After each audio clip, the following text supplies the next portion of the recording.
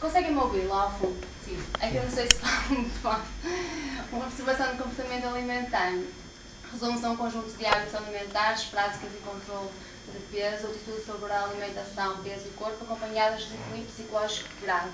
Ou seja, uma pessoa dita saudável provavelmente cumpre com as regras básicas de uma alimentação não tão saudável quanto deveria ser, mas pelo menos que não provoque doenças. Dois exemplos de perturbações alimentares, os mais conhecidos é a bulimia e a anorexia. Ambos implicam um excesso de preocupação com o peso, com a forma, um esforço obsessivo por emagrecer, por manter as curvas delineadas, apesar disso por vezes não acontecer, porque estas doenças provocam graves problemas tanto físicos como psicológicos. As anoréticas, pronto, nós sabemos como elas ficam, ou melhor, como não ficam, quase não se conseguem ver. As bulímicas acaba por ser um bocadinho mais difícil de detectar porque aparentemente têm uma estrutura normal.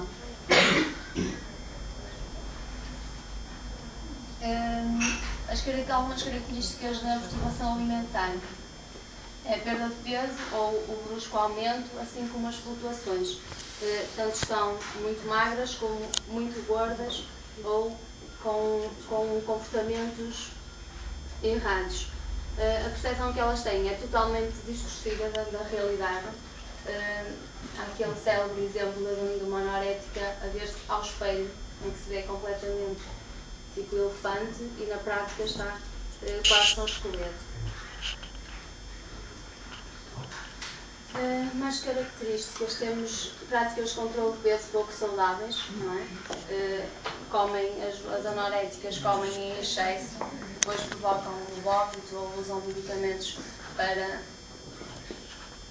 perder tudo aquilo que adquiriram com o consumo inadequado. Tem sempre presente o medo irracional de engordar e isso mais nas anoréticas. A preocupação constante de não vou comer, faz lembrar constantemente da comida e por isso voltar a atacar o frigorífico e depois atacar a casa de banho. Estas atitudes têm como resultado a ineficácia no desempenho dos diferentes papéis, quer sociais, quer familiares, ou seja, uma pessoa que não está bem consigo psicologicamente acaba por refletir isso nos contactos sociais que desenvolve, desempenhando erradamente. As pessoas que sofrem deste tipo de perturbação vivenciam um grande sofrimento.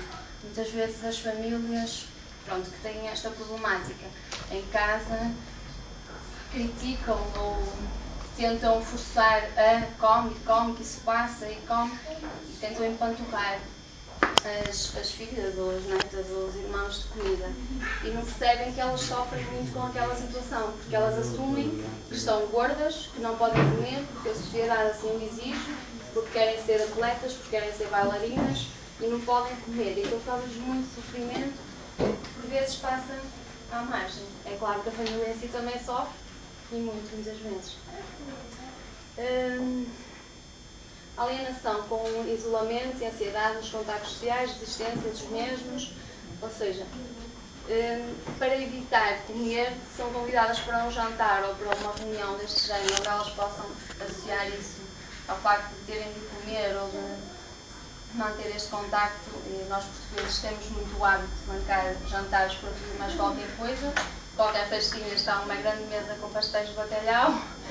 As pessoas com este tipo de transtornos acabam por evitar estes contactos, porque sendo assim acham que não vão estar expostas ao dito perigo e por isso resolvem dessa forma. O somatório destes indicadores constitui o retrato emocional dos doentes com perturbações de comportamento alimentar, que quase sempre têm limitada consciência do seu estado. Limitada ou quase nenhuma, porque eu acho que se elas tivessem a pouca consciência que estão doentes, precisavam fazer alguma coisa para mudar, isto é um grande passo. Até porque as anoréticas acabam quase sempre internadas e quando isso acontece é um grande passo, porque normalmente recuperam depois com a ajuda médica. quando isso não acontece, não sendo sinalizados ou não havendo intervenção a tempo, pode mesmo levar à morte pelas consequências que tem. Quem é que pode sofrer deste tipo de perturbações? Qualquer pessoa, não escolhe ninguém em específico. Contudo, e os estudos têm revelado que este tipo de perturbações está mais presente na classe média alta, na faixa etária dos 13 aos 30, e pergunto a vocês, mas porquê na classe média alta? Quando se calhar associam mais às classes mais baixas, a falta de conhecimento, a falta de informação? Não, de facto, é na classe média alta, porque